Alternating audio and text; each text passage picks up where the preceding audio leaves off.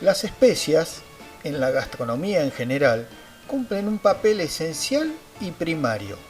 El 80% del éxito en la elaboración depende esencialmente de la sazón y los condimentos que utilicemos para desarrollar diferentes tipos de plato.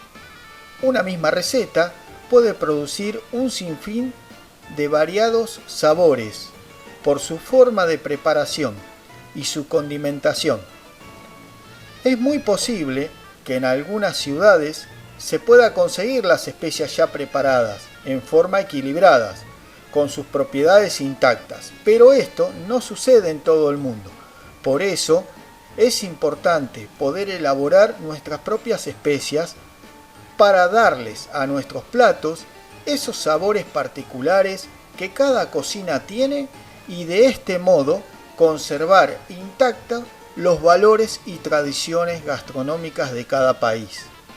Teniendo en cuenta que en América Latina y en casi todo el mundo se encuentra una cantidad de especias que nos permiten producir y llegar a la intensidad que caracteriza a las especias compuestas, he aquí las recetas para producir estas especias que serán esenciales para la elaboración de nuestros platos.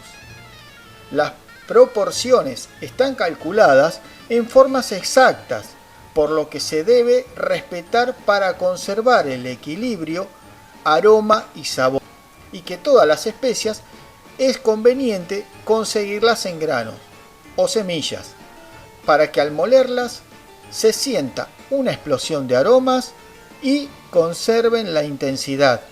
Recuerden que es esencial un molinillo de semillas o de café.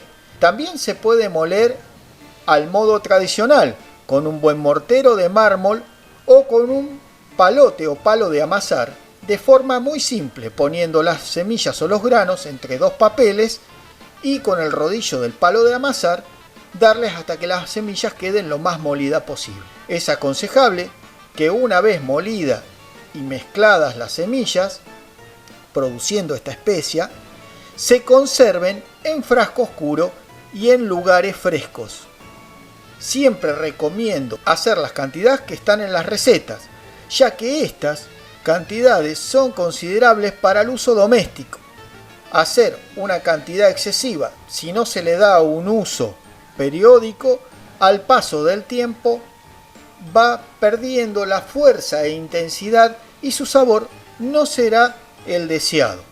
Estas especias no son exclusivas de la cocina árabe, se pueden utilizar también en la cocina diaria y cotidiana que nosotros tenemos. Así que también los invito a que experimenten y a que prueben estas especias en carnes, en estofados, en sopas, en guisos. Se van a sorprender realmente de los sabores que pueden llegar a incorporar.